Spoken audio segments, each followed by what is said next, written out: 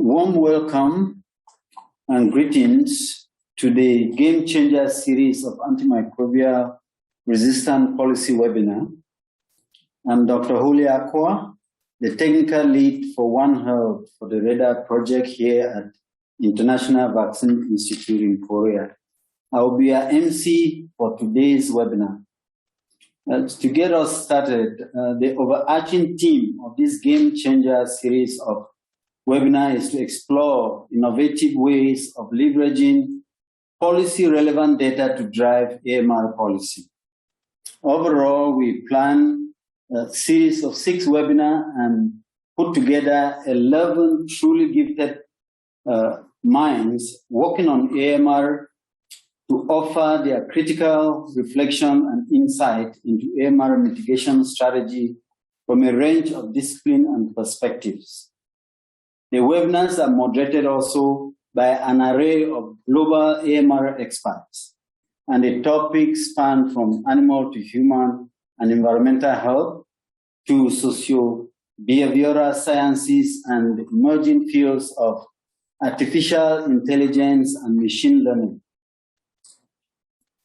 Speakers at each of the webinars attempt to answer 5 key questions through a multiplicity of disciplinary lenses.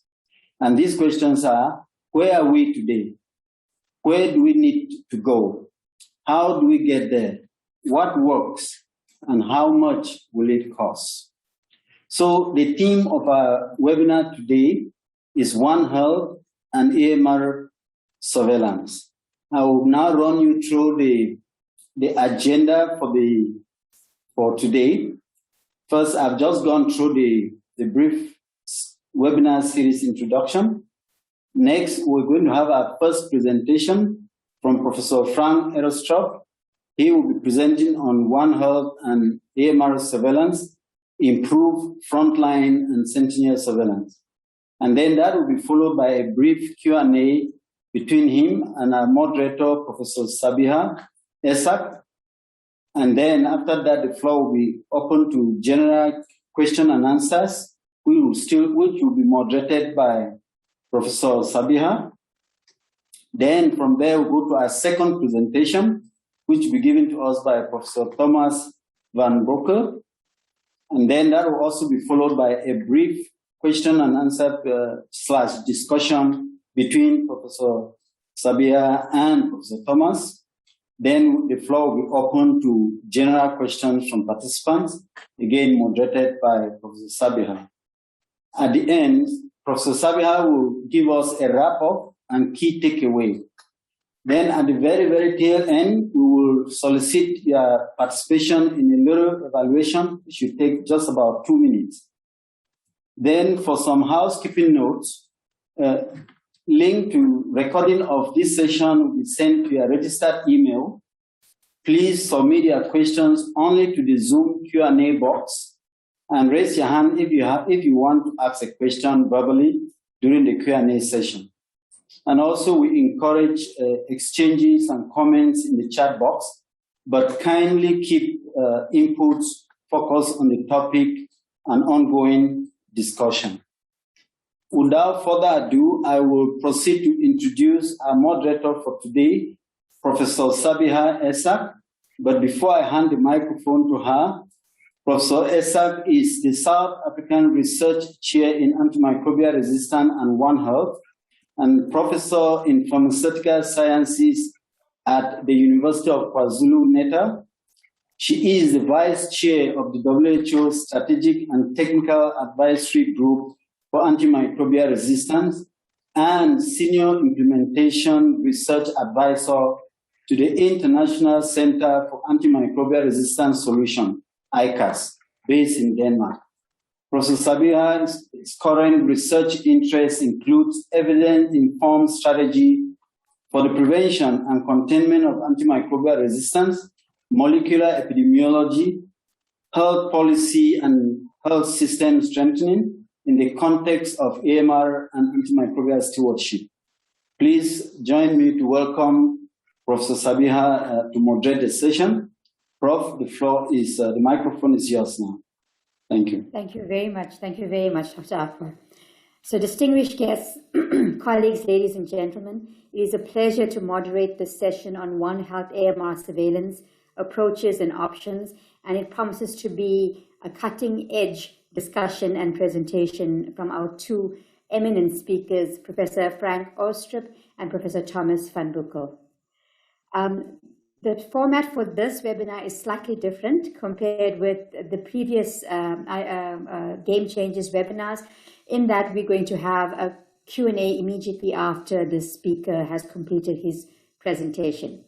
So we begin with a presentation by Professor Aarestrup, who is a professor at the Technical University of Denmark and head of division at the National Food Institute.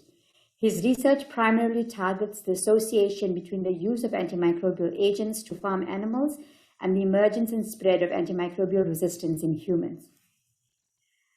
This research has focused on how next-generation sequencing can contribute to the global surveillance of AMR and other pathogens, and this has led to the establishment of freely available online bioinformatics tools such as ResFinder and several studies using metagenomics showing the potential for surveillance in farm animals, humans, and sewage. He is the first author of papers such as association between the consumption of antimicrobial agents in animal husbandry and the occurrence of resistant bacteria among food animals, and veterinary drug usage and antimicrobial resistance in bacteria of animal origin. Over to you, Professor Aarestrup. Thank you very much, and thank you very much, for inviting me to present here at this webinar. And also, of course, I'm sorry that I have to leave, but we had a little bit unforeseen event coming up here at an administrative event here at our university that I need to be present at. But without any further delay, I'll start sharing my screen and hopefully also, the presentation here. Then talk a little bit about, World Health and AMR surveillance, and also what we have tried to do from our side in terms of improving, the front line and also the Sentinel surveillance of antimicrobial resistance around the world. And I should also mention that I do not have any financial conflicts of interest to declare, but we are EU, WSO, and FAO collaborating center for antimicrobial resistance. So we do have this affiliation to these organizations, and I'm a great fan of these organizations. So if you're not, then don't trust much what I'm saying. But I think it's obvious that infectious diseases is one of our greatest health issues as of today. We have always known that, I think, but of course, COVID-19 has also emphasized that for everybody here more lately.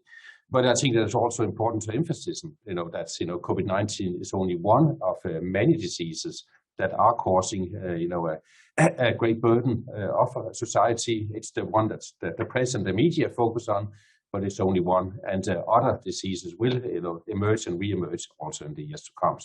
So we have a lot of silent epidemics, we have a lot of outbreaks, we have a lot of pandemics, and has major consequences.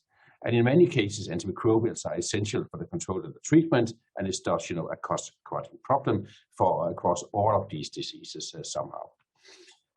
But AMR also is something that's very, very difficult to really entangle.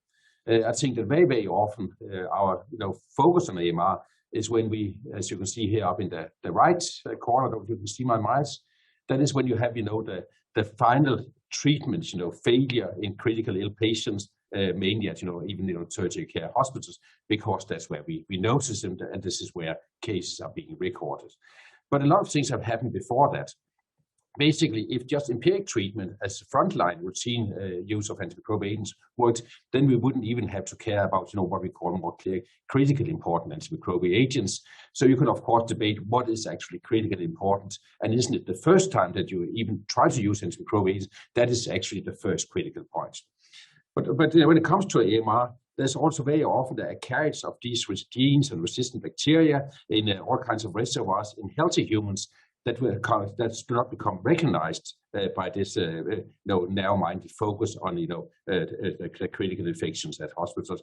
And of course, then there is all the evolution that has taken place in wildlife, in livestock, transmissions there around, and in the healthy population interaction that's basically, as you know, we have very limited understanding of what's actually been happening there. And all of these things are likely important if we really want to tackle and control the problem of AMR. So what the world needs is just, basically real-time data on occurrence of all infections, agents, and AMR everywhere and anywhere, independent of geographic, the reservoir, and the pathogen, and basically just see where are all the genes and why are they there, and to then be able to observe these trends. There's, of course, a few issues to solve. That is to get the right data, get data from non-clinical reservoirs. I do think we really need to get away from this narrow-minded clinical focus, rapid sharing of data, and of course, then analyzing these data. We do think, as has been seen for especially the last 10 years, that next generation sequencing offers a lot of advantages here and a lot of possibilities that we might be able to explore. It's common across pathogens and it could be universal. It provides a universal language and the capacity is developing fast. And especially I actually think that the thing about it provides a universal language is extremely important because it really takes the human factor away of our possibility to rapidly share these data. So you don't have to record information in your own language, but you can actually share the raw data and then they can be analyzed everywhere by everybody. I think that's really the key point for NDAs and the key advantage for NGS.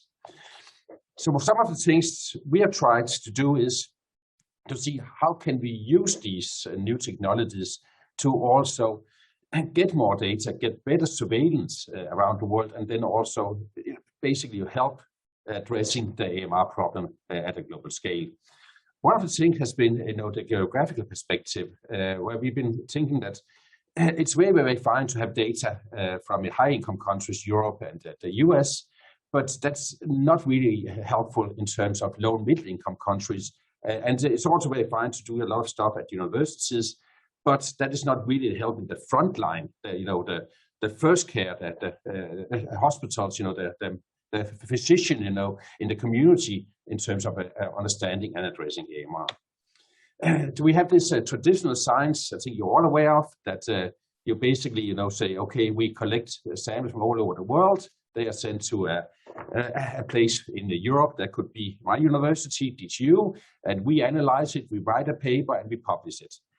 And you could, ask yourself, okay, is that actually, of any advantage whatsoever for these countries that are just providing the samples? Or is it just, an advantage for my future scientific career? And it's just, publications that are not really making a difference in the real world. And it certainly, I think in my perspective, has limited value for low and middle income countries that, you just get all the data and all the samples being exploited and stolen in Europe and in the US. You could say a little bit the same in terms of the hospitals. You have, a kind of a monopoly, or it could also be, public health institutions or central public health institutions in different countries that they have a monopoly of patient samples and they use this as basis of publications and career. And I think that we need to get a little bit away from this traditional way of doing research. So what we thought 10 years ago was, it's okay if we could actually start, generating the data more, locally, and also in the front line. Couldn't it then be a way of building capacity for everybody in the world so they could take care of also, exploiting the data, doing publications, but also using it, on a daily basis in real life. And so in 2009, we said, okay, we can, share globally. We can use this, we have these possibilities that we need a more rapid response. NGS is a common language and easily shared. We could try to handle, the bottleneck around analyzing these data and say, okay, that is the bioinformatics. It's not the sequencing. That is actually pretty straightforward. It's the bioinformatics. So we'll simply, go out and provide, online bioinformatic tools for dummies. So something that even I can use, something where you have a medical doctor or a frontline physician, whatever, in a low mid-income country, just doing the sequencing, sending it to a service somewhere in the clouds, doing the analysis and getting something back and can actually use that in its daily work or as a basis of research. So we thought that, okay, if you try to do that, it'll be done. Everybody will share everybody's data and they will all be happy. So what is sequence data? This is, I think as most of you probably know, but it is very, very simple. It's just a text string. You can even have any kind of work document and you can look at it. It's just, there's so many, text strings, millions of those. as that it's impossible to handle this by hand. So what we did was to build an online tool, and we have that for identifying resistant genes, but also for any kind of other gene or for any feature that you would like to do. You can also make your own database, and then we can actually also do the analysis for you. You can just upload a database of specific genes of interest for you, and you can use that for analyzing. So we have a simple pipeline, and then we just map the data to a REST finder. This is a database of known genes, and then it just puts out, okay, what is found in this isolate or in that sample that you're analyzing. It has been at least partial a success. This is the use of REST finder over time. I cannot provide any details about what countries and people are using REST finder for, because we do not collect that information. We just can see that it's used by a large number of countries and also by a large number of IP addresses. So we don't know what it's used for, or we do not keep any of the data. But we can just see that over time, at least, the use of a REST finder has grown. This is a monthly use of REST finder, and it seems to be, for the last couple of years, it has been kind of fluctuating around 15,000 analyzed per month. And I think if you look at the geographical distribution here over time, you can also see that even though it is still, the US and China and Europe that are the most heavy users of REST finder, then low middle income countries have actually started to become visible. But I would say that it's only been partially a success, because the focus was really to empower the countries in low middle income countries. But most of the users, we probably just have to accept that they are from the US, China, and Europe. So we said, okay, in 2001, after 12 years, we said, okay, we have this. Can we actually share globally? Well, I do think what we see now is that NGS sequencing is still largely a research tool. So it's not really getting out into the front line. So we are not there yet. There's a range of first movers, but it's very, very, very slow frontline inclusion. So another thing we are trying to work on now is, and that's mainly utilizing the power of these new mid-iron sequences that are a little bit more flexible, so you can very, very easily set up the sequencing. But the analysis is actually even more difficult than with the Illumina. I'm trying to say, okay, can we make it even simpler? Can we make it even easier for the frontline to get engaged here? So it's not only staying as a simple research tool. It does need to include the frontline, those that really need these kind of data. So we're looking at the decentralization of sequencing, so getting away from these all the time, getting away from these central things. So we have a mental health grant that's working on this, where we say, okay, can we set up sequencing in multiple locations and then have automatic synchronization between system users? And in this case, sequencing reads do not have to be uploaded to a remote server for alerts, but can we actually do analysis of these data on a laptop without any internet connection at all? And we actually have a system now, and the total price, as you can see, this unfortunately in a Danish currency, but if you do use a very simple framework there, we can actually get this running also with the vast outputs that comes from nanopore data on a laptop, and then synchronize the sequencing of the analytic data between these, and having a shared community, so you can still keep control of the data. And we are also building in now an automatic way, so you can just click a button and then say, okay, I would like to share the data with the global community. So, and we hope that for the future, this would help the sharing and the application of these technologies, especially in low and middle income countries. We are testing it now in Tanzania. There's a new project where they have 11 hospitals, and then the public health authorities involved. The central hub is going to be in Moshi.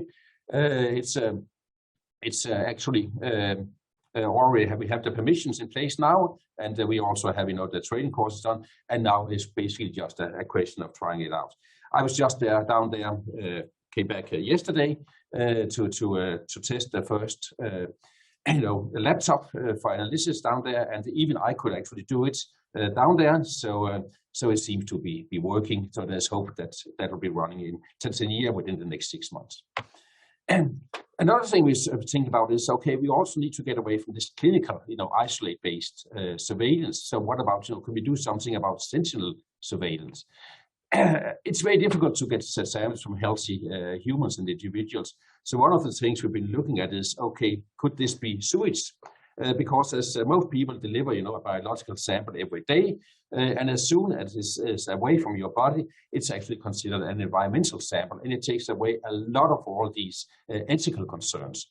And if we want to do population surveillance, you don't really care about individual samples anyway. And sewage is so nice because it's already automatically, mixed from a larger population. So you don't even have to do the mixing, you might say, before analysis in the laboratory. So it's much easier to leave that to the sewage system. So we've been collecting sewage from around the world, and we have tried to analyze this using a technology we call metagenomic sequencing, where we just take the sample and then we randomly sequence small fragments, millions and millions of small fragments of DNA, to figure out what's in that sample, but also the quantity of what's in the sample. So if there's very, very few resistant genes, then of course randomly we would just sequence a few resistant genes, whereas if there are more, we would sequence more, and then we can get an abundance of how common resistance is in all these kind of samples. And then, well, basically you can look at anything in sewage if you want to, virus, bacteria, parasites, human populations, whatever. So there's a lot of possibilities to look at sewage. We had a pilot project on samples from 2016, and actually we could clearly see some differences in the different countries, a lot of resistance in countries in Africa, less so in Europe and North America. But what was actually a little bit striking to me was that when we looked at the diversity of the resistant genes, we could see, okay, the world was separated into groups, which kind of was strange for us, and we had a hard time understanding that. But of course, at some point in time, you also have to accept the data, and even though you cannot explain the reason behind this. It's also said, okay, can we somehow explain these occurrences of resistance? Is this due to temperature, because we could certainly see a lot of resistance around equator, or is it explained by something else?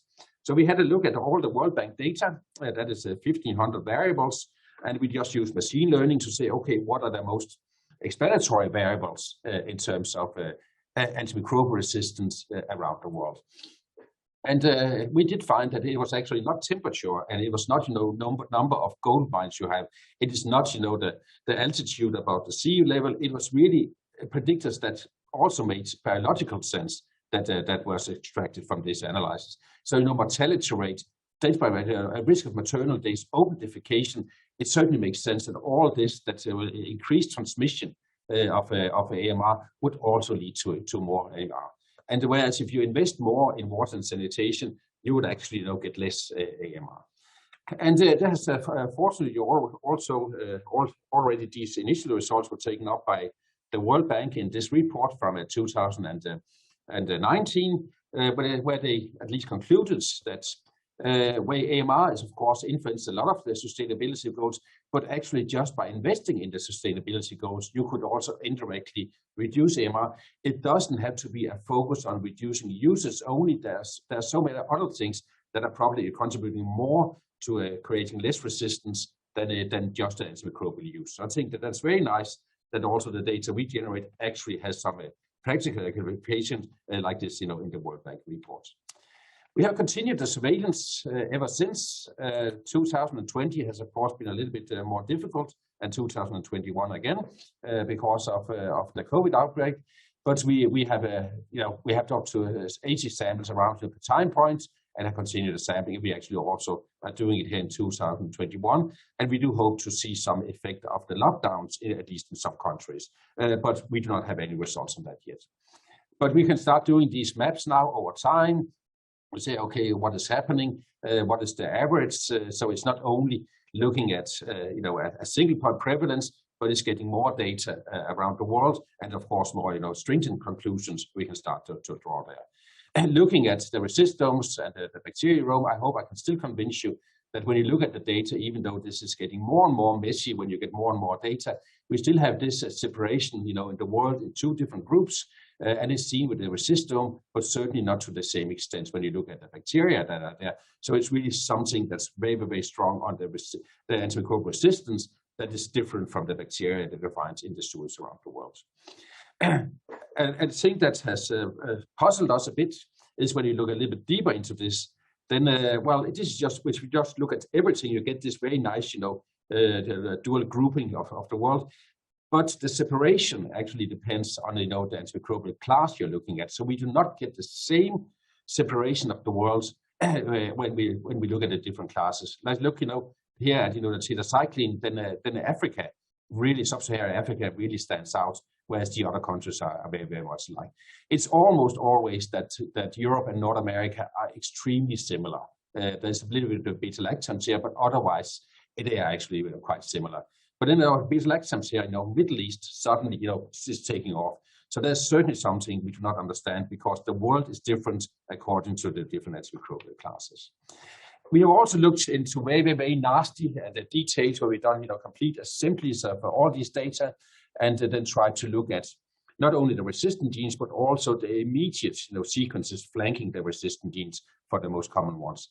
And I'm not going to go through all these hundreds of genes, but just if we zoom in on 2 genes here, then I hope I can convince you that if you look at the flanking variants, then there is a grouping according to, in this case, according to the bacteria that live in the different samples. So there's certainly some genes follow the different bacteria, but in other cases where there's no difference, in the sequences, but then we still see a variation according to regions. So this is exactly the same bacteria species, but there is a separation according to the regions. So we have some specific variants of genes that are found in some regions. They found exactly the same bacteria in another region of the world, but then it's different variants. And we still, we have no explanation for this, but it's clearly that basically all resistant genes behave independently, but we can see this separation of the world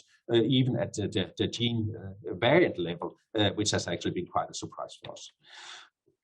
So just to conclude on the last point of the meta-genomic surveillance of AMR based on urban sewage, well, we do conclude that abundance of AMR is mainly associated to socioeconomic factors and not so much to antimicrobial uses. The results and the global separation of the countries is around the world that we saw in our initial results is certainly reproducible also over time. The different antimicrobial classes cluster and react differently. E. coli and Enterococcus does seem to be hotspots for gene exchange, so we can see this in these data as well. And then flanking region phylogenies, there's clustering of species and perhaps regions for some AMR. Well, we still have to go into details about what is the clinical relevance for this and what else do we actually find in sewage, because as I said, when you look at sewage, you can keep looking and you can find a lot of things that are also there in sewage, including perhaps what are people eating, the diet, the human populations that we find here, etc., etc. And so our vision is still, one system that serves all. And I think that we would really like to do more about empowering the low and middle income countries, because that's been a last focus point for us. And our guiding principle is cross-sector, cross-domain, and open source interaction with the rest of the world. And this is funded by a number of different organizations, like the ones you can see mentioned here. Thank you for your time. Thank you very much, Professor Aarestrup, for that excellent presentation. I'm going to engage you on 2 questions as using my prerogative as the moderator in the first instance. So I want to ask something around the methodology, and then I want to ask something about your results. So in terms of the methodology, I'm really enthusiastic about the metagenomic approach that you're taking, because it actually allows us to be, and the unit of analysis being the antimicrobial resistance gene. So we're looking at gene level. In my opinion, it seems that looking at that level allows us to determine the resistance genes from both culturable and viable but not culturable bacteria. And is that something that you thought about when you went to the antibiotic resistance gene as a unit of analysis? That's my first question, please.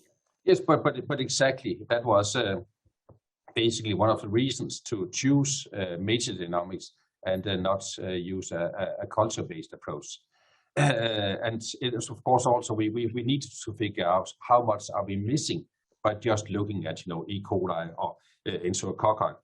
I do actually think that now that we have some results, we are actually missing less than I would have expected. We're certainly missing a lot, yes. So I'm all in favor of the metagenomic approach, but the results that other people have generated, where they're just looking at E. coli or Enterococci, they are actually still useful. So it's not like anything else is, out of the question.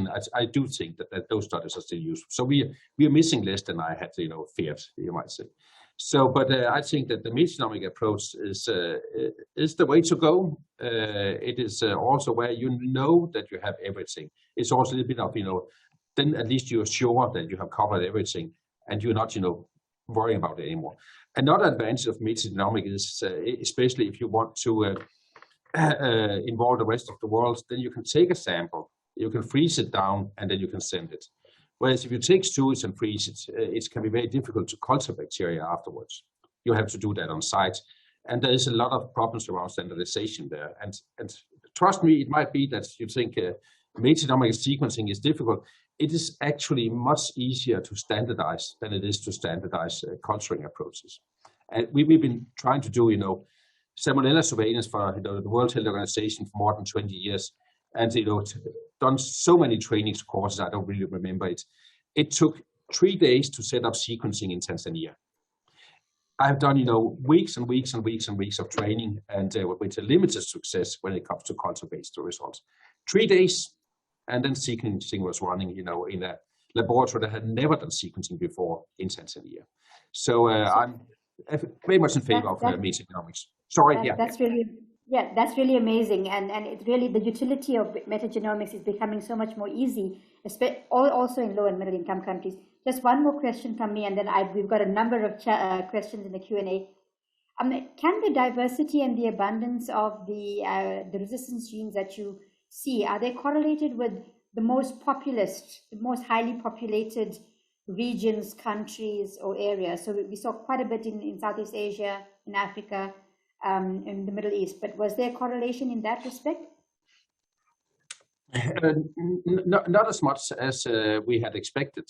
I think that now we need to. This was when we looked at it. It was really at the country level. So and at least when we look at the World Bank, that did not come out as an important parameter. So it's not really the population density. So it was more around the health system. And also the sanitation system, that is much more important when it comes to that. But when we look at, we have just been doing the same inside the US, across the US in different states, different cities. And I think that when you look at more within a country, then I do think that we find a little bit more that population density might also be a driving force, but not as strong as I would have expected. I think it is very much sanitation. Well, basically, a lot of things, it drives down to good sanitation, good health system. Then you're covered also when it comes to AMR. Thank you very much. I'm going to let Professor Van Boeckel ask his question live, and then I'll go to the chat. Please, Thomas. Sure. And first of all, hello, Professor Aarestrup. It's a pleasure to meet you. My question was more about what sort of strength in the correlation do you have in the abundance of genes that you find through metagenomic and the levels of phenotypic resistance for bugs that are cultivable? So what is the association between the cultural bacteria and the metagenomics? From sewage, I suppose. Well, actually, we have not done that ourselves, but it was done by Joachim Larsson in the University of Göteborg, and they found a very good correlation between our data and then culture data in different countries from Europe. So very, very, very strong correlation. That was E. coli. So we haven't done it ourselves, but other people have, and it seems to be a very strong correlation. What we are doing now is a little bit along the same lines, but that is also to look at the clinical isolates. That is, we have just done a screening of a collection of isolates from, 45 hospitals in 35 countries. A little bit difficult to do during the lockdown, unfortunately. So the COVID-19 lockdown has really been annoying, for research, at least AMR research. And now we're trying to see, okay, can we find, the same explanatory variables at least as we did. But I think that's the results that are out there is actually surprisingly strong correlations. But of course, you cannot correlate macrolide resistance to resistance in E. coli because you have this intrinsic resistant problems. So yeah, I don't know if that answers your question. Yes, thank you. Thank you very much. Frankly, a number of questions that are coming through. So I'm going to ask the first one.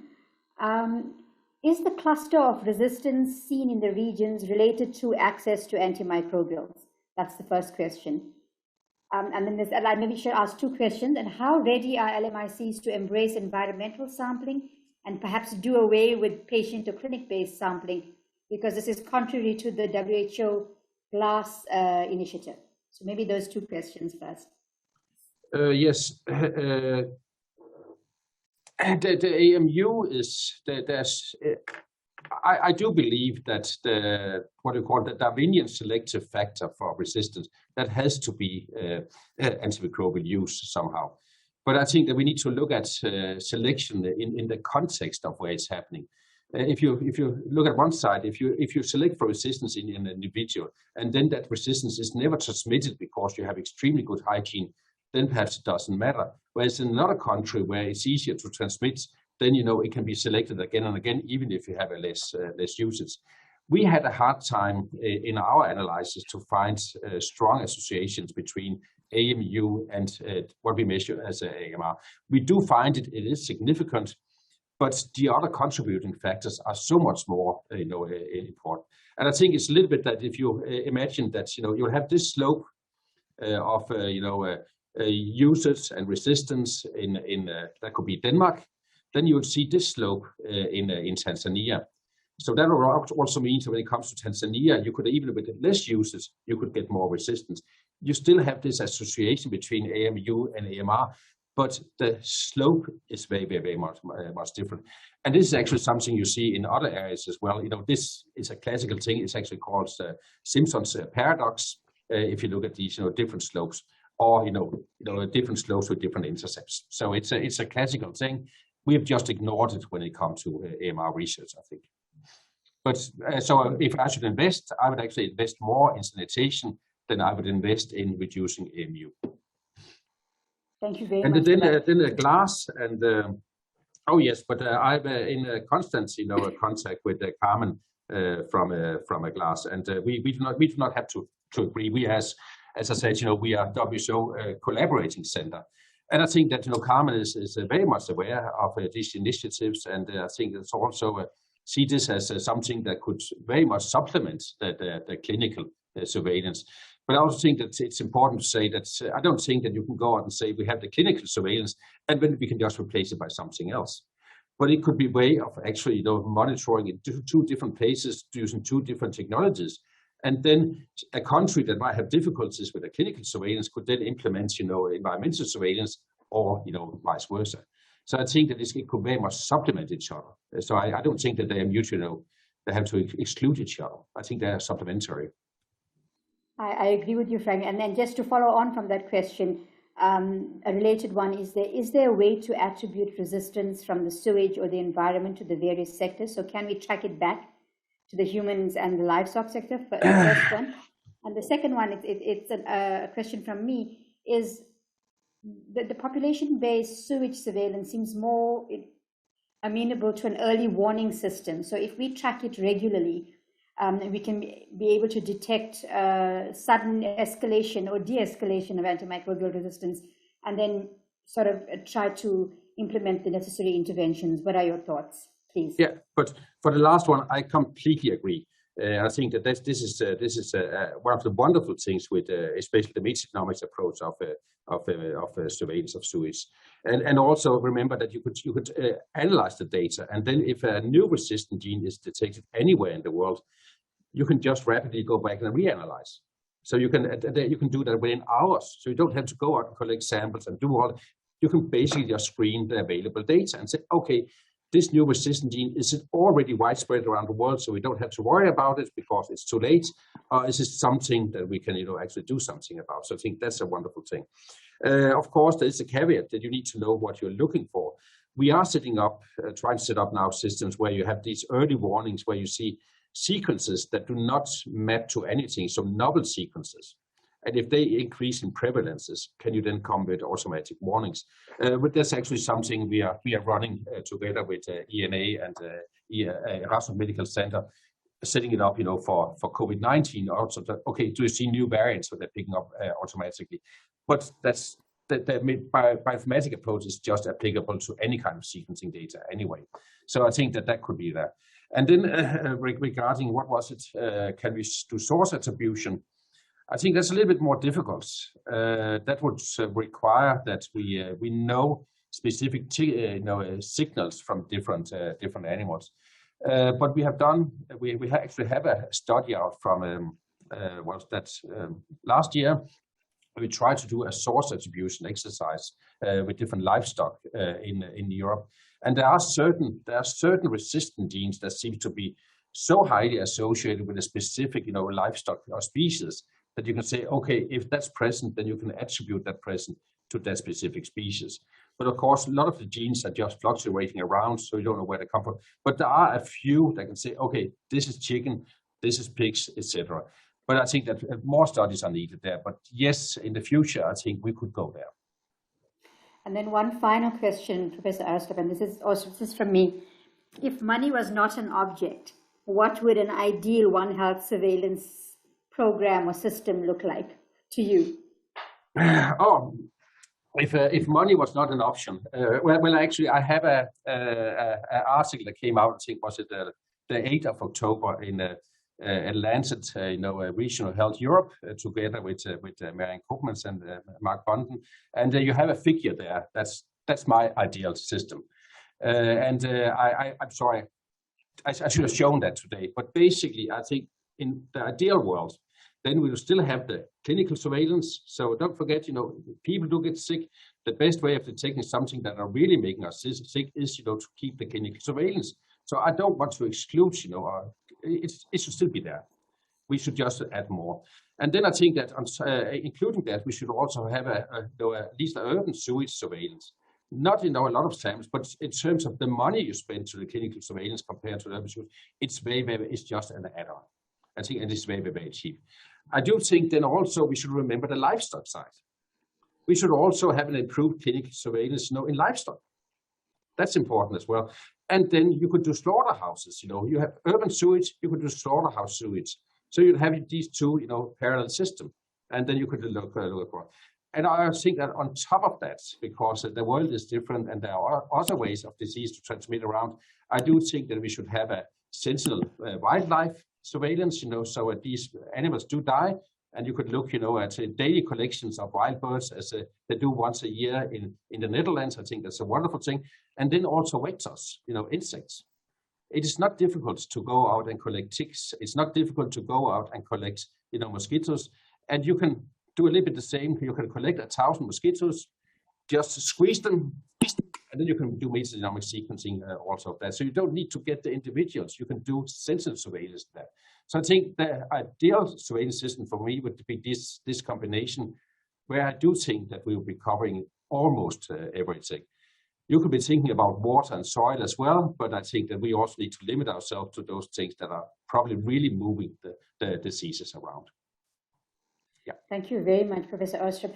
There are a number of questions in the chat and the Q&A, and I'm hoping that you'll have a little bit of time to answer some of those before you leave.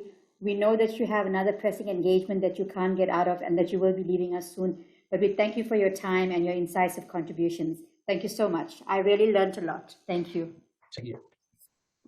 Great. So I know that the questions have been coming hard and fast. Professor Aarestrup will try to answer as many as possible in the Q&A session or in section and in the chat.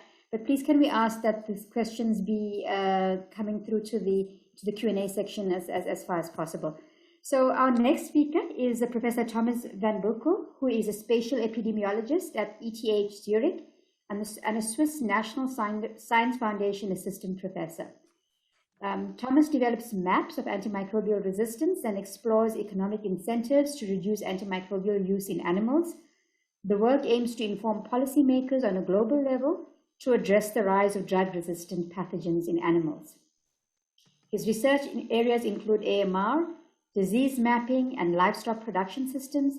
Thomas is pioneering the development of a platform to centralize epidemiological data on AMR, the resistancebank.org. He's the author of Global Trends in Antimicrobial Resistance in Animals in Low and Middle Income Countries and Global Trends in Antimicrobial Use in Food Animals. Over to you, Thomas. Thank you very much. All right. So I will follow the structure suggested by the organizer and try to answer the same questions Professor Aarestrup did. So I'll start and I'll focus for a while on where we are today, because this is very much our core business, to try to sort of draw a panorama of the situation of AMR and AMU in animals in low and middle income countries. So the first question perhaps is why animals? And I think one thing that most of you would be familiar with, but it's worth reminding, is that most antibiotics on this planet are actually used in the animals that we raise for food. So if you see the emergence of a new resistant gene as playing the lottery and losing, well, then you have more chances to play the lottery and lose in animals. But the issue of antimicrobial resistance, in animals is not really a side problem. I think is the core of the issue in terms of emergence of new genes. And now, how do we try to address this problem? The first thing we try to do is to look at the whole world and see which region have a more or less acute problem in terms of antibiotic use. So with my team, we basically do big maps at global scale, and we now the third iteration of that map, where we try to estimate antibiotic use in animals in every country. So from the data available, which is about 40 countries, we gather sales data, and then we try to make imputation to estimate the consumption of antimicrobial in animals in other countries. The situation in 2017 was the following. We were using about 90,000 tons of antimicrobials in animals, and China was by far the country with the highest consumption. Although there are quite important variation in terms of estimating consumption in China, depending on which source of information you consider. Now, on the current trends, by 2030, Asia will use more than 2/3 of all the antimicrobials on Earth, while Africa will only represent about 6% of the global consumption in 10 years. Now, in Europe and North America, we have fairly high level of use compared to most countries in the world, but on average, these levels have been either stable or declining over the last decades. Now, for the rest, I will focus on antimicrobial resistance and in low and middle income countries in particular. Now, oops, sorry. Here we go, sorry. So let's just first look at the situation of high-income countries. So in high-income countries, we had surveillance system for sometimes several decades, which has led to public information being available and has led to intervention from our government. In contrast, in low and middle income countries, there's a very rapid growth of the livestock sector. There's hardly any publicly available surveillance that is done systematically, and those systems are in the building, so it may take quite a bit of time to get there. So the interventions have to be guided largely by expert opinion who are trying their best guess, but nevertheless it's not systematic surveillance. But the problem is that I think the situation of AMR and LMICs in animals is really not intuitive. Because on the one hand, you could say, well, we have lower meat consumption and lower access to drugs than in high-income countries, so logically AMR levels should be low. On the other hand, we have a largely unregulated access to veterinary antimicrobials, and we tend to have lower biosecurity standards on the farm, so this should lead to AMR levels being high. So the situation is, we frankly don't really know. Nevertheless, in the short term, we need to try to inform political decisions. So we need an alternative to systematic surveillance system for animals in LMICs. And so our approach was to take advantage of the largely untapped source of information.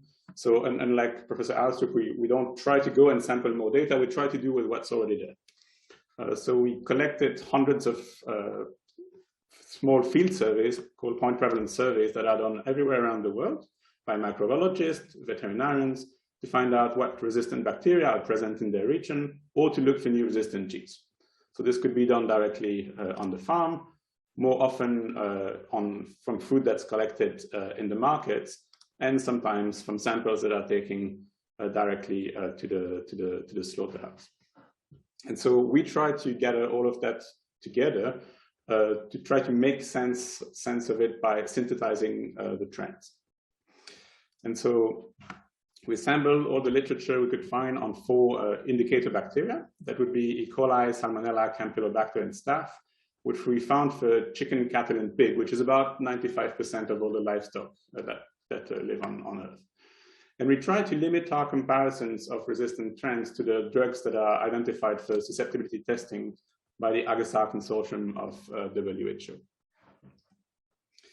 And so in brief, we identified around 30,000 surveys based on title and abstracts, screened about 1,500 full text, sent a lot of email to try to get clarification on those surveys.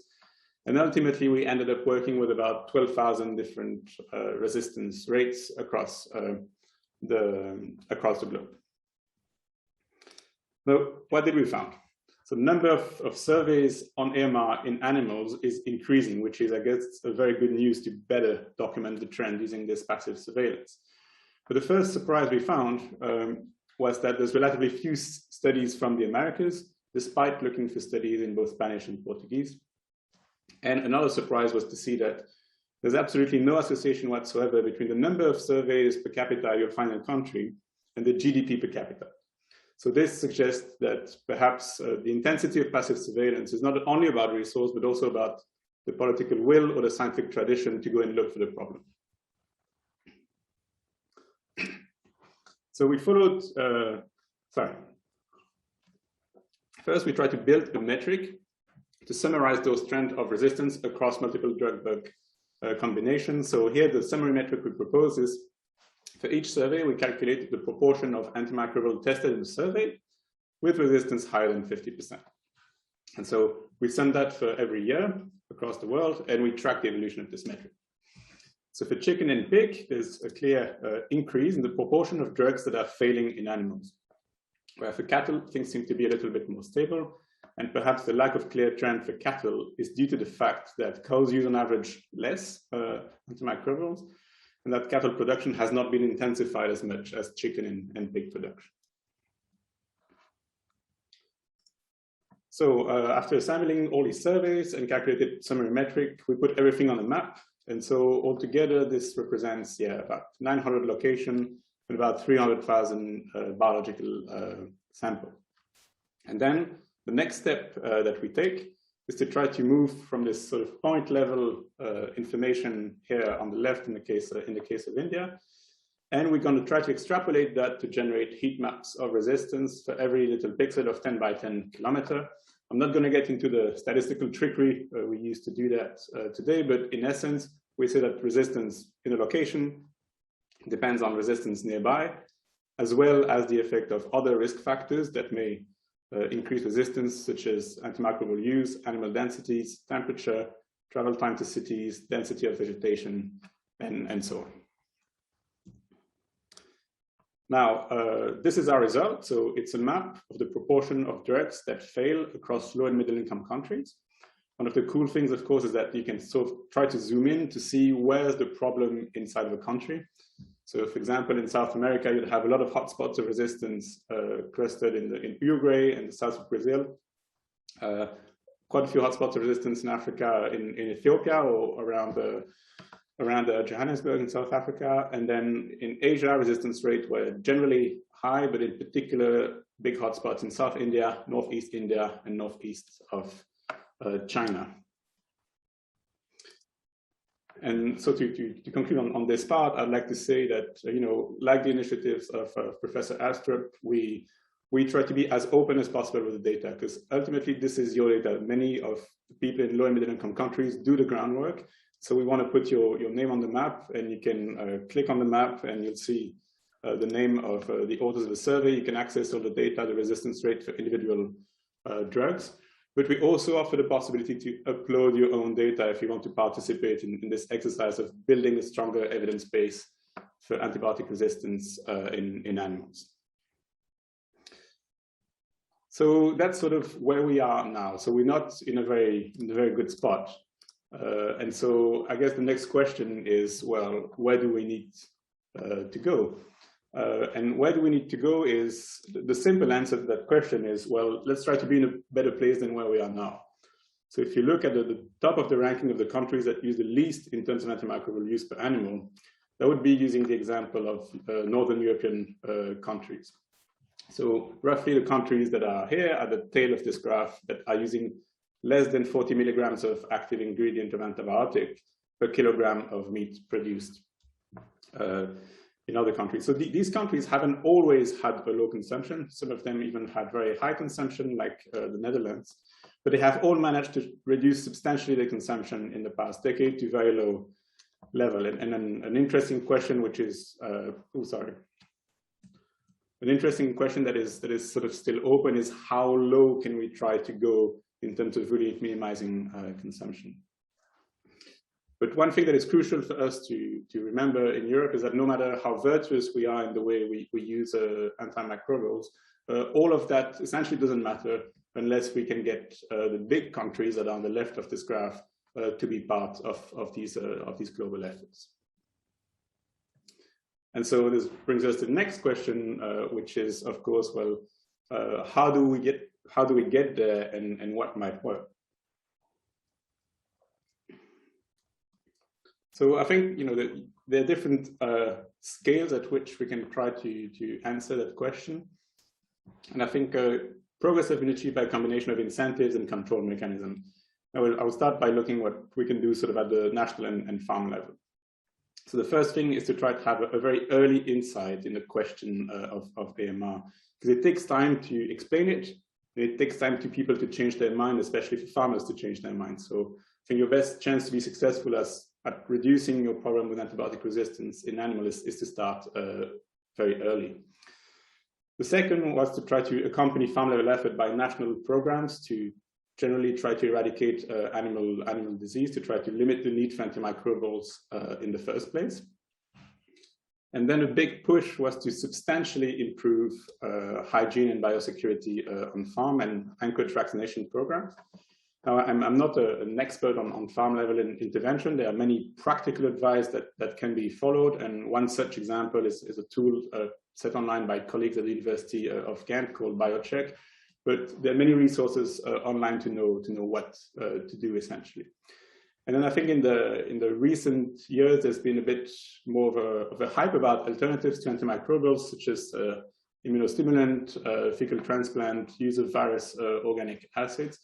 I think we need to keep a very open mind about using that to try to replace some of the functions of antimicrobials. But I also think that the scientific evidence to really say this really works well is still rather thin. So I think if one goes in that direction, it needs to be based on strong evidence. Now, there's also been a lot of things about restrictive measures that have also been useful at some time, such as imposing mandatory diagnostics before metaphylactically using antimicrobials, imposing temporary bans on imports of live animals, have a lot of health control and health consulting service working hand in hand with the farmers and having these options offered to the farmers by government, and having more restrictive systems such as the yellow card system, which was a two-step system, which ultimately was a threat to reduce stocking densities if antimicrobial use was not reduced on certain farms. Now, if we take a step back and we try to look at what could be done perhaps at a more global level, one of the things that we tried to look into a few years ago is what would be the effect of global regulations, so setting a global target for the reduction of antimicrobial use in animals if we were to apply that by 2030.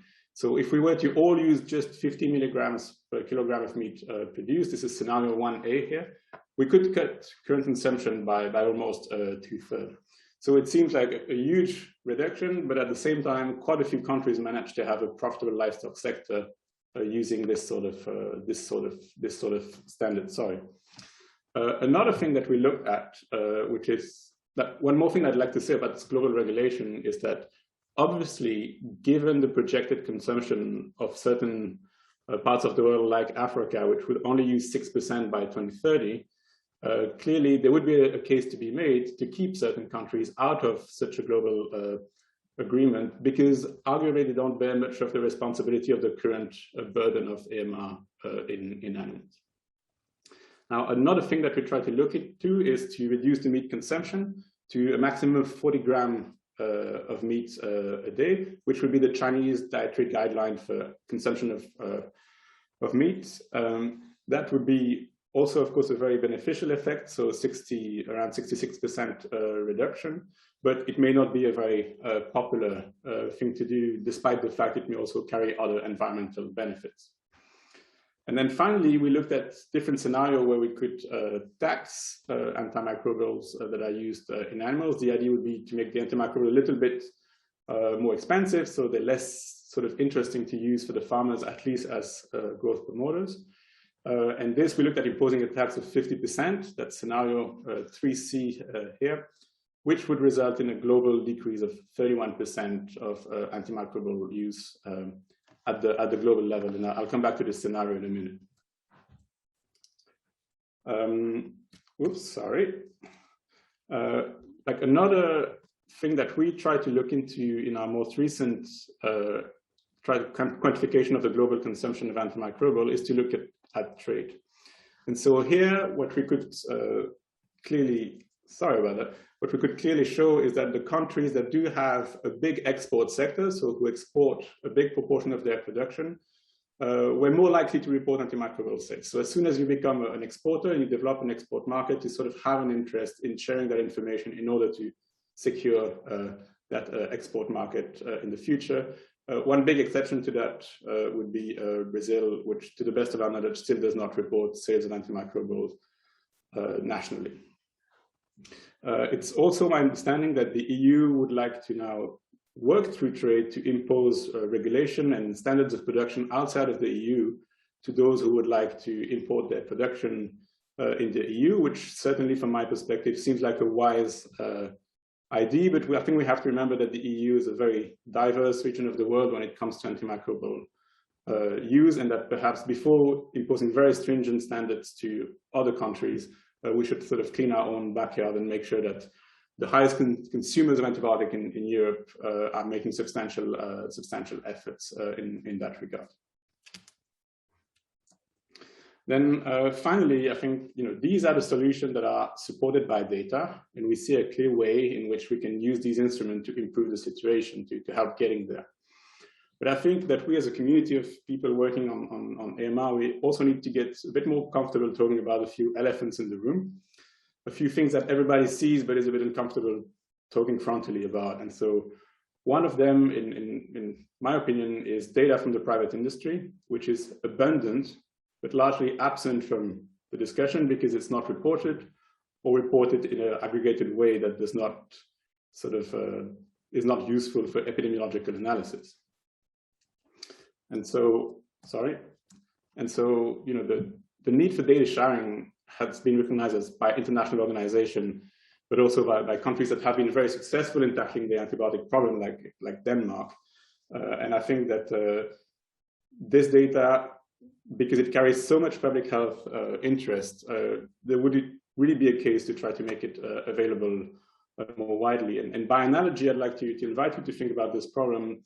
Over the last 18 months, I worked in collaboration with the Army to try to optimize the dispatching of patients between hospitals in Switzerland when it comes to COVID. And there wasn't a distinction between a bed in a public hospital and a bed in a private hospital. Like everybody saw the emergency and shared the data to try to be as responsive as possible. And I think perhaps it's time we think about AMR a little bit in a similar way. Now, what I see as the second elephant in the room is the role of retailers of veterinary drugs and veterinarians. So in low and middle income countries, a lot of the drugs are obtained from agrovets, basically drug stores for animals that also venture into giving medical advice, but without the appropriate medical training. And I think there's a conflict of interest there that is ultimately harmful. I don't have a ready-made solution to solve this issue. It will certainly require a lot of training of the qualified personnel, but I think we need to start thinking about shifting away from this system to eliminate this conflict of interest. Now, in high-income countries, the system is on paper different. There are prescriptions by a vet in order to obtain a drug, but the system is nevertheless not without conflict of interest, because in many countries, vets still make a profit from selling the antibiotics, even with a prescription. And even the country where I actually live currently, there's been a survey recently about veterinarians working in calf production, and the survey revealed that 54% of the turnover that they were making on those farms was from the sales of antimicrobials to cows.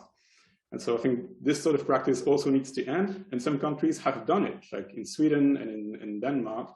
To my knowledge, vets do not profit from the sales of antimicrobials. So this brings me to the last point. What is going to cost? And in my opinion, that's sort of asking the wrong question. I think what we should be asking ourselves is, what is going to cost to do nothing? And you know, we have to be a bit humble. I think we largely don't know for sure, but likely this cost will be a lot. And LMICs are likely to be hit harder by this because of the higher marginal gains from using antimicrobials on farms that don't have the best biosecurity standards. And I think given the numbers that have been mentioned by Jim O'Neill in one of the previous seminars, I think that we need to take this issue very seriously, talking here about the numbers put forward by the World Bank 4 years ago. And at the same time, I think we have to recognize that acting is going to have at least a modest cost, because there's no silver bullet to replace all the functions that antimicrobials currently do on farm, which is not only treatment, but also prophylaxis and growth promotion, and thus improving productivity. And I'll provide an example of this on the next slide. So here we looked a few years ago at, you know, how much meat would be produced, how much less meat would be produced by withdrawing growth promoters globally, taking into account that some countries have already done so. And here we came around the figure of 1.3 to 3% of the global value of meat if we were to remove growth promoters. So that might be a lot of money, but losing between 1 and 3% of the value of meat is perhaps not so much compared to keeping antibiotics functioning for both animals and humans in the long term. And the USDA has come with fairly similar numbers, focusing on the US market alone. And then finally, I would say that to try to finish on a positive note, that the livestock sectors of the country that have acted are still there, and they're quite profitable, although there's been quite a bit of consolidation in those countries. And then to conclude, I'd like just to come back to this slide to try to look positively at what an action might look like. If we were, for example, to tax antimicrobials in animals, of course we have a benefit that consumption would likely fall, and perhaps certain ways in which antibiotics are used would stop, because it would not be cost beneficial anymore. But in addition, the great thing about a tax is that it generates revenues, potentially billions of revenues according to our estimates. And this could be reinvested in drug development through a global fund, which is needed. We need new drugs, but also to help improve biosecurity on farms where it's most needed in low and middle income countries, to try to reduce the need for antibiotics in the first place. And with that, thanks again for thinking of me for this seminar, and I really appreciate the invitation. Thank you very much, Professor Van Boeckel. Again, an excellent presentation, and I learned a lot. So maybe I can again take my prerogative as the moderator to ask the first two questions, and then I ask that the rest the audience please put their questions in the Q&A box.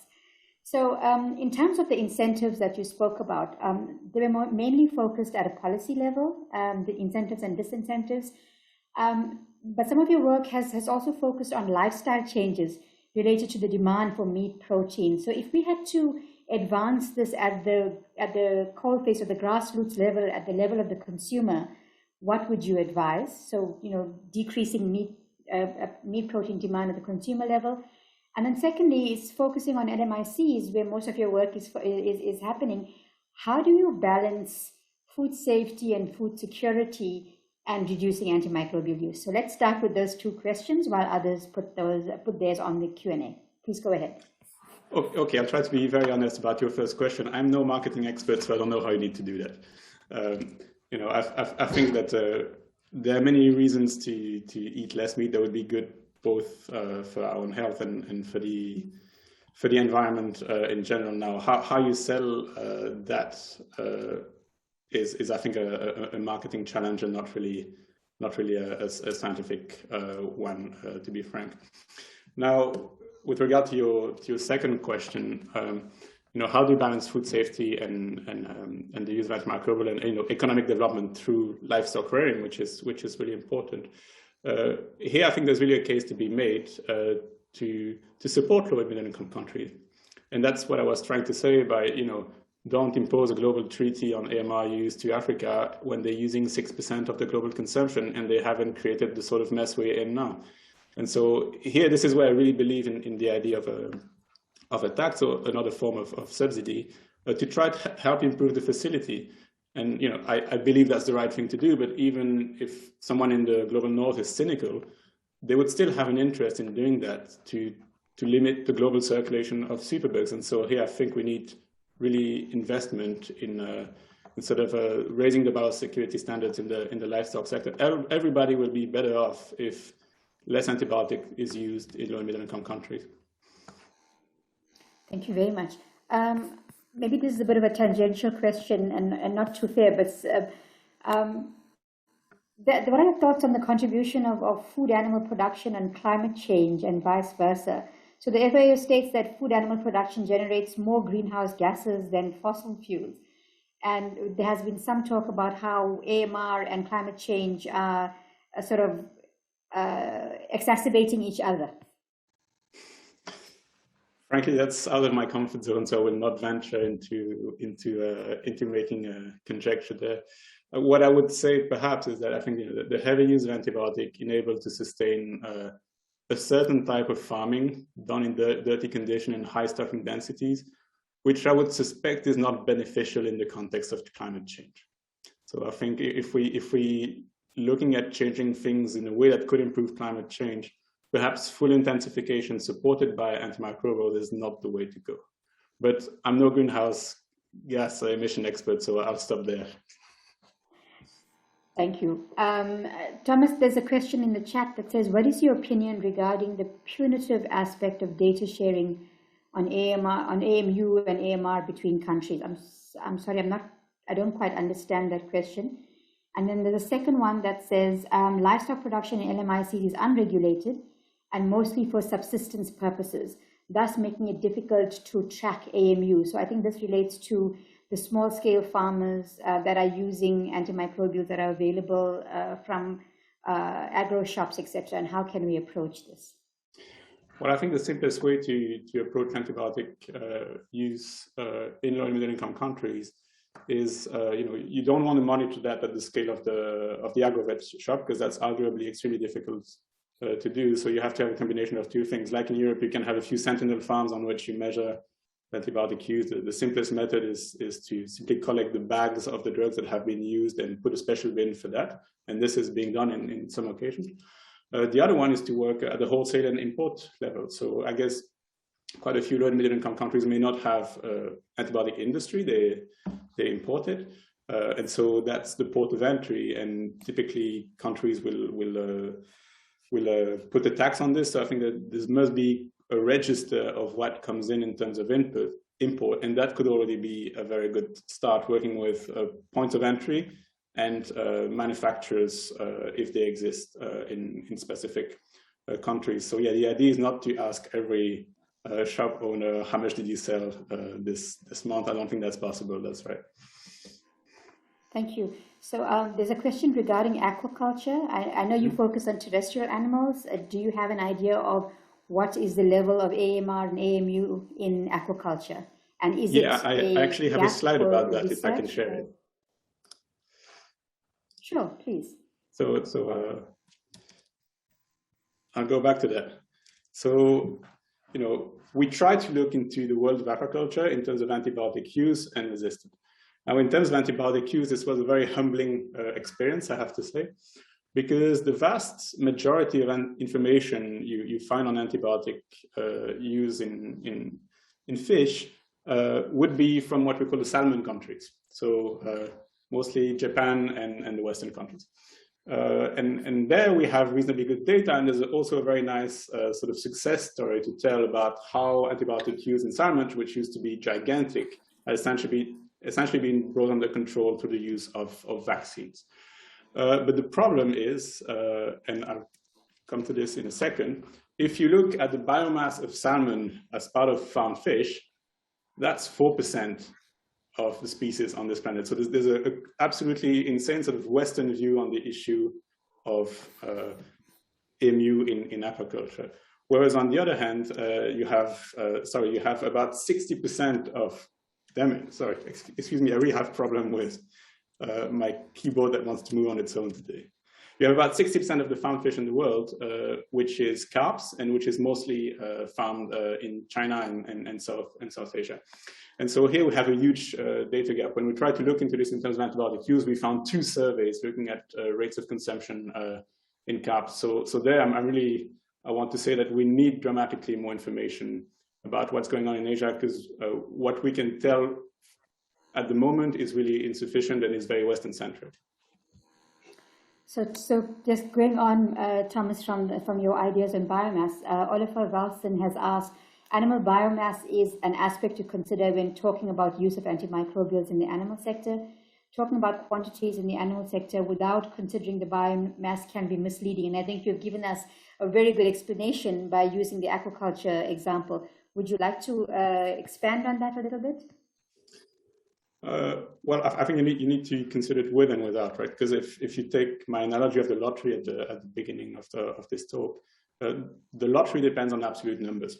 So absolute numbers are important. You know, to say that more than half the antibiotics in the world for animals are used in China is important, because I think if you solve the situation in China, you largely solve the situation in low and middle income countries. And I think, you know, seeing China in more of a leadership position there is super important. On the other hand, yeah, if you want to make fair comparison between countries, you have to account for biomass, absolutely.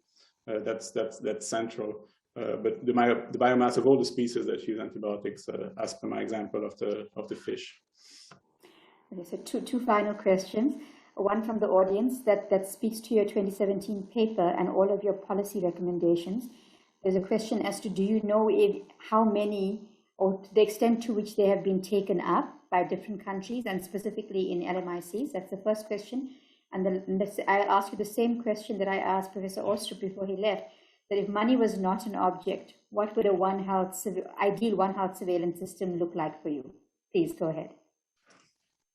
Okay, well, sorry, can you just repeat the first question? I was bugged on the money. Sorry, the first question was about in relation to your 2017 paper and your policy recommendations.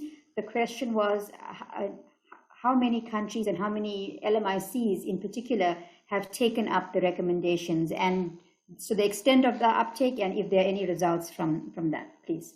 Okay, from what I know, I don't know of a country that hasn't introduced a tax on antimicrobials used in animals. So there, the impact unfortunately hasn't been followed. Maybe it will one day. Maybe it's an idea that need to percolate a little bit before we might get there. I've been approached by politicians in Switzerland, but yeah, raising tax in Switzerland is not exactly popular, so that didn't go much further.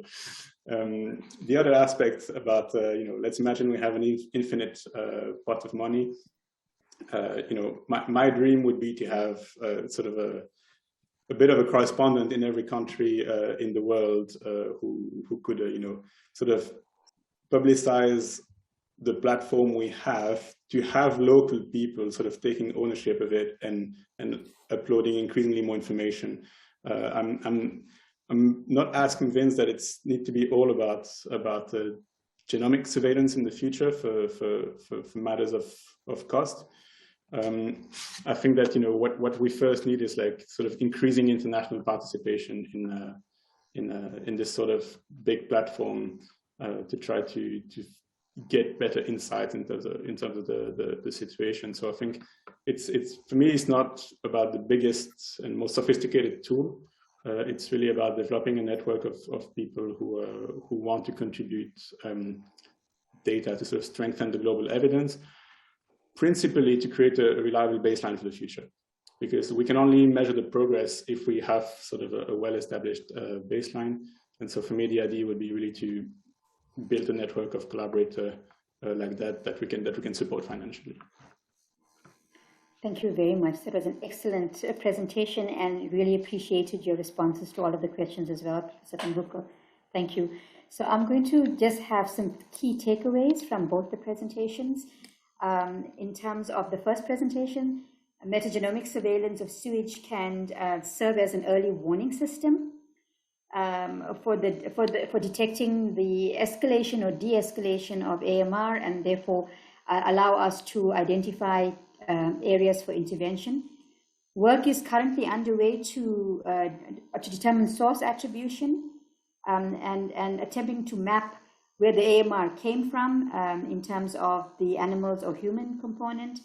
And then countries are able to participate in the Global Sewage Project, and Professor Aarestrup gave us details in the chat in that regard. From Professor Van Boeckel's presentation, it's always scary to hear that almost 3/4 of antimicrobial use occurs in food animals.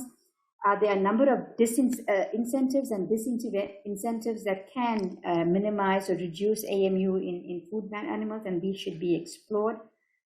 There are also best practice examples of how mostly high-income countries have reduced antimicrobial use, and these best practice examples should be and can be adapted to different country contexts. And this really brings in the importance of implementation science and implementation research.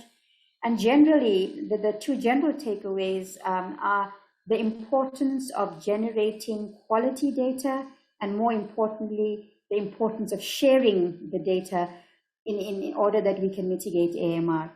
And the second big takeaway is ensuring that we have reliable networks that work together consultatively and collaboratively to jointly address AMR. So with those key take-home messages, I just would like to say that this has been an outstanding session. I will thank our two speakers for sharing their extensive knowledge and experience with us. It has been an invaluable learning experience. A special thank you to all of the participants for your contributions and your questions. And I'm sorry we didn't get to all of them live. And finally, a very, very special thank you to the team at IVI. Your technical support and attention to detail makes our participation so easy. So thank you very much. And over to you, Holly. Thank you. Much, Professor Sabiha Essack, and to our wonderful presenters as well, Professor Aarestrup and Professor Van Boeckel. I will go now to the last part of our exercise, which is to do an evaluation of this webinar.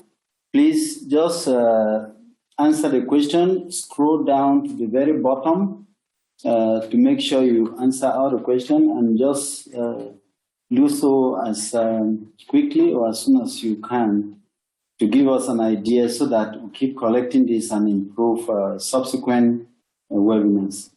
So just make sure you scroll to the bottom and answer the few questions that have been asked.